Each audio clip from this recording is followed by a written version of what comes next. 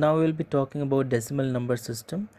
So if you remember in the previous video I told you कि every number system has some base or radix.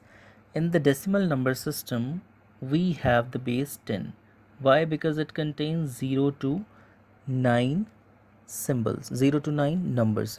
So total there are 0, 1, 2, 3, 4, 5, 6, 7, 8, 9, total 10 numbers.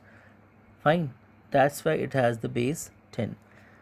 And whenever we represent a decimal number in a decimal number system, what we need is, we need to understand three things: face value, base of number system, and the position of the digit in the number.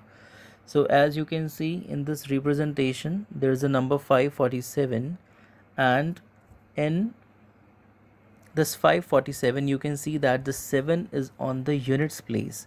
So that's why they have taken 10 multiplied 10 powers 7 multiplied 10 powers 0, and then 4 is at the tens place, so they have taken 4 multiplied 10 powers 1, and in the same manner 5 multiplied 10 powers 2, which is 100. So this way it has become 547, right? So that's all about decimal number system, and this way we will be learning about the binary number system as well.